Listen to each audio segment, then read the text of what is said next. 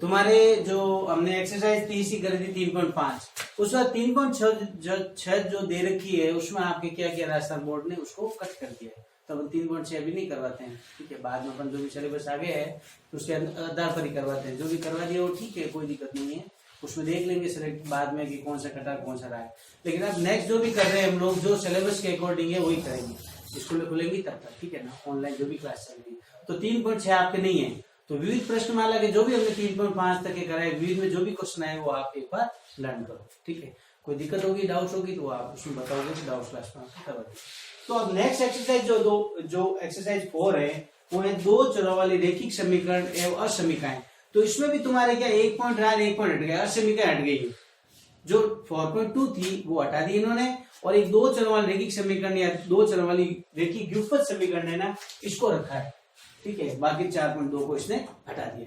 तो आपको 4.2 तो कट कर देनी है। तो 4.1 के अंतर्गत जो तुम्हारा आएगी उसमें है तुम्हारे दो चरों वाले रैखिक समीकरण में जो अलग अलग कंडीशन है वो तुम्हारे बता देते हैं। तो उसमें ग्राफिक निरूपण करना, हमें क्या करना, आलेख निरूपण दो चरों वाले। तो आलेख निरूपण में सबसे पहले तुम्हारे इसमें ना जो टेबल दे रखी है उसके आधार पर स्थितियां बनती है ना, तीन वो स्थितियां तुम्हारे बता देते हैं। जैसे तीन स्थितियां बनती है। पहले तो युगपत समीकरण में क्या है, जो a1x b1y प्लस c1 बराबर 0 नंबर 1। नंबर 2 a2x b2y और प्लस c2 बराबर, ये दो समीकरण। अब इन दो समीकरण आपको दे रखी है, इसके आधार पर ग्राफिक निरूपण जब करते हैं तो उसमें क्या क्या कंडीशंस होती है। तो सबसे पहले केस फर्स्ट देखो, केस फर्स्ट के अंदर क्या करते हैं, अगर a1 बटा a2 हमने निकाला और अगर b1 बटा b2 के बराबर नहीं है तो उसका निकाय है ना, जो सिस्टम है, इसको जो दो समीकरण होती है ना, ये युगपत समीकरण, उसको सिस्टम बोलते हैं, निकाय बोलते हैं। तो निकाय जो है ना वो अद्वितीय हल देगा, ध्यान रखना। एक तो क्या देगा, अद्वितीय हल देगा, नंबर 1। नंबर 2 तुम्हारी दूसरी चीज इसमें है कि अगर रेखाओं की प्रकृति देगा ना, रेखाओं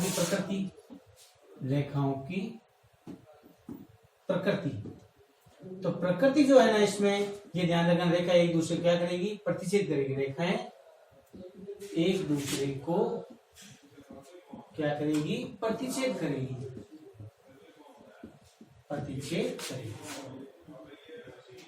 मतलब जो रेखाएं कटेगी ना एक दूसरे कट जाएगी, और जहां कटेगी वही उसका सोल्यूशन हो जाएगा। अद्वितीय हल का मतलब केवल एक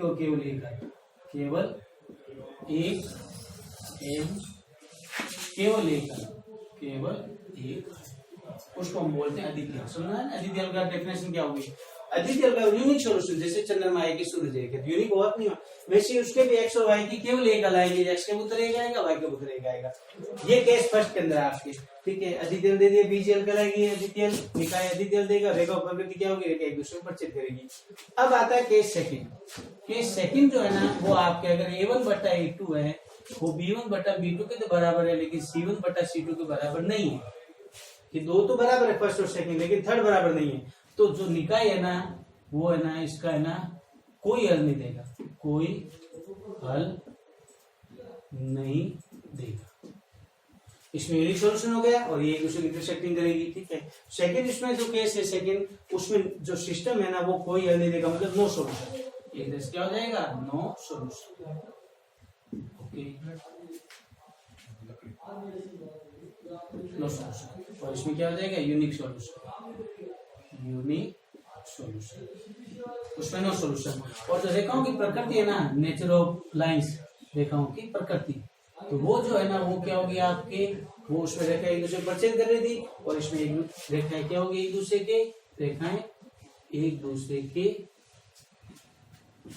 समांतर होगी, समांतर पैरेलल होगी। मतलब ऐसे एक रेखा बना एक दूसरे का मिलेगी नहीं एक दूसरे को। जब एक दूसरे की रेखा मिलेगी नहीं, समांतर है, तो कहां से सोल्यूशन होगा, जब मिलेगी नहीं उत्तर कहां से आएंगे, होंगे नहीं, तो उसका नो सोल्यूशन हो जाएगा। केस थर्ड जो है ना वो आपके हैं, केस थर्ड में अगर ये तीनों ही बराबर हो, a1 बटा a2, b1 बटा b2 और c1 बटा c2, अगर ये तीनों बराबर है ना तो क्या होता है, तीनों बराबर होते हैं, निकाय जो है ना वो अनेक हल देगा, अपरिमित रूप से अनेक हल देगा, अनेक हल देगा। मतलब इनफिनिटी, टू मैनी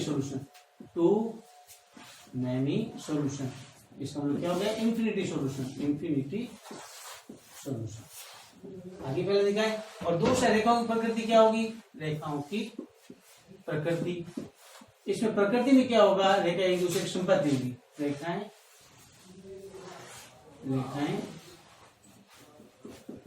एक दूसरे के संपत्ति होगी, संपत्ति को समझते हो, संपत्ति होगी, कॉन्सिडेंट होगी, कॉन्सिडेंट का मतलब होता है कि आपके एक रेखा जैसे हमने पहली बनाई है, अब दूसरी इसी के ऊपर आएगी, दूसरे पॉइंट बनाएंगे हम लोग, इसके ऊपर ही आ जाएंगे दूसरी पॉइंट, चाहे कितने पॉइंट में, तो रेखा एक दूसरे के ऊपर आ गई, मतलब उसको बोलते हैं संपत्ति। तो ये तीनों केसेज होते हैं जिसके अंदर आपको ना युगपत समीकरण में आपको करने हैं, और जो ग्राफ बनाएंगे उसमें आपके परिचय करेंगे, एक्स वाई हल आ जाएंगे, और जब एक दूसरे समांतर होगी कोई हल नहीं प्राप्त होगा, और इसमें सारे सोल्यूशन होंगे, संपत्ति होंगे तो सारे सोल्यूशन है, ये भी उसका सोल्यूशन, ये भी सोल्यूशन, सब उसके उत्तर है। इसलिए इसने बोला है टू मेनी सोल्यूशन, मतलब अपरिमित रूप से अनेक कर देगा। तो इन तीन के ऊपर अपन स्टडी करेंगे, ये पूरी जो एक्सरसाइज है 4.1 जो ग्राफिकल मेथड है उसके अंदर तीन में हम करेंगे। अब एक चीज ध्यान रखना तुम्हें, एक होता है तुम्हारे जिसमें उत्तर आ रहे हैं, उत्तर किस में आ रहा है, देखो फर्स्ट में आ रहा है केवल टू में, उत्तर दोनों में आ रहा है, तो ये है ना संगत कहलाएगी समीकरण, इसको हम बोलेंगे संगत समीकरण बोलेंगे, और संगत, और जो जिसके उत्तर नहीं आ रहे हैं, जैसे एक दूसरे के समांतर होती है, इसके हल ही नहीं, कहीं देखो कोई सोल्यूशन नहीं है, कोई उत्तर नहीं है, तो उसको हम बोलेंगे असंगत समीकरण। तो संगत में कौन कौन सी आएगी, तो a1/a2 नॉट इक्वल b1/b2 आएगी, इसको संगत होगी, ध्यान रखना। ये कौन सी है, संगत, और ये कौन सी है, असंगत, और ये वापस कौन सी आ गई, संगत। समझ आ गई, तीनों संगत दोनों होगी, और ये करेगा संगत। तो ये भी सवाल पूछते हैं आपसे कि कोई भी समीकरण देते पूछते हैं क्या कौन सी संगत है का संगत है, तो हम लोग ऐसे कंडीशन स्पेशल ये कंडीशन तीनों में स्केच लगा के पता कर लेंगे संगत है का संगत है।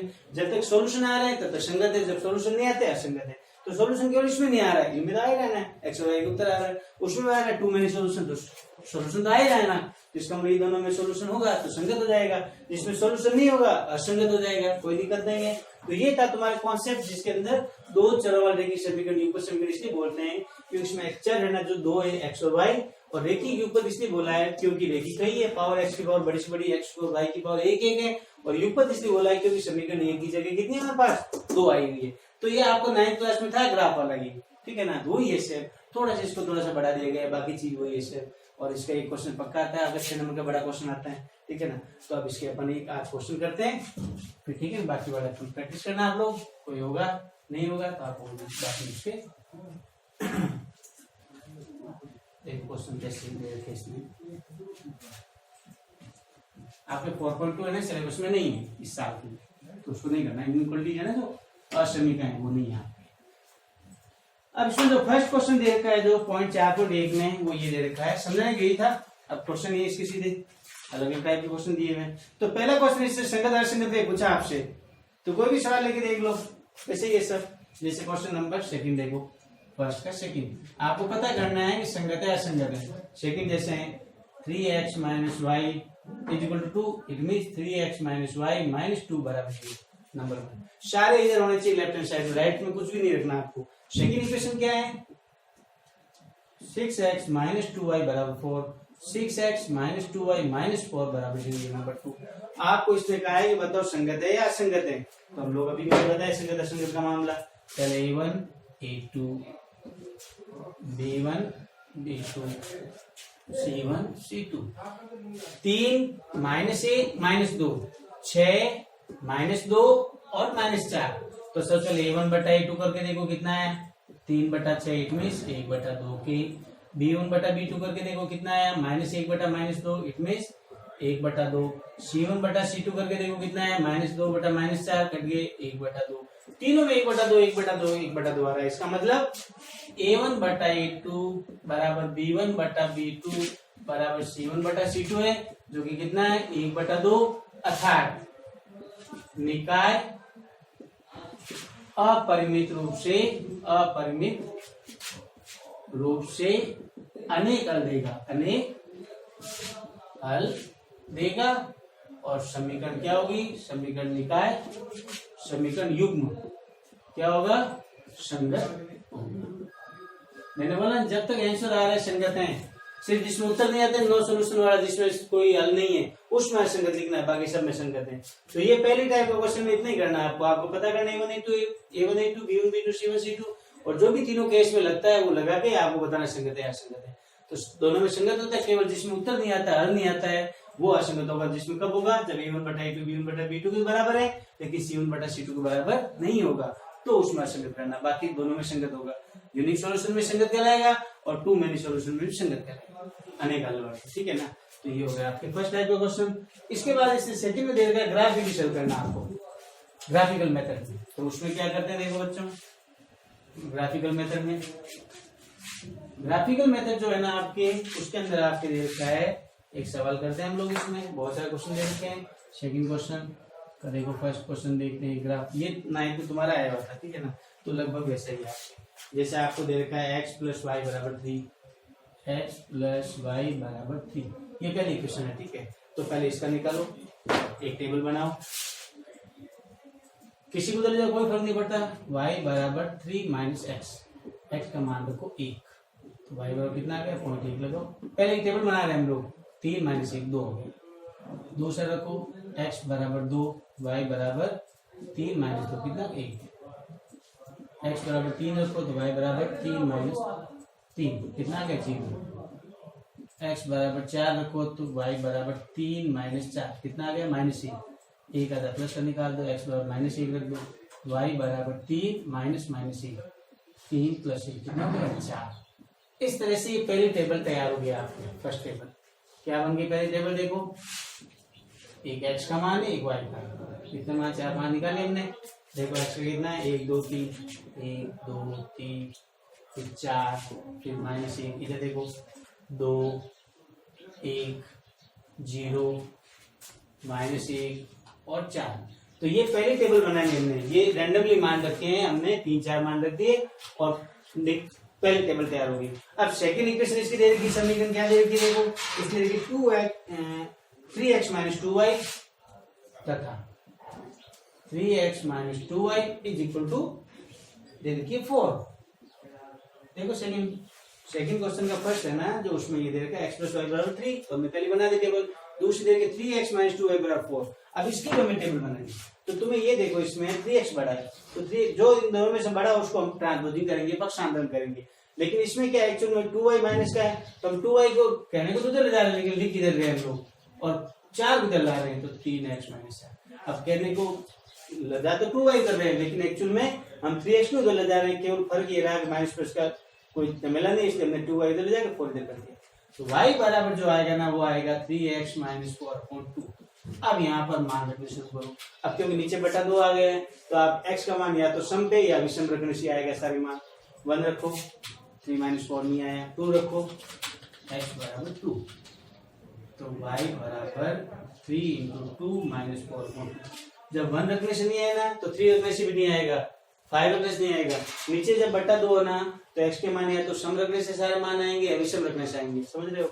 सम रखने से आए तो सारे सम वाले आएंगे, विषम में तो सारे विषम। जब नीचे बटा 2 तो 6 माइनस 4/2, इसका हम 2 हो गया।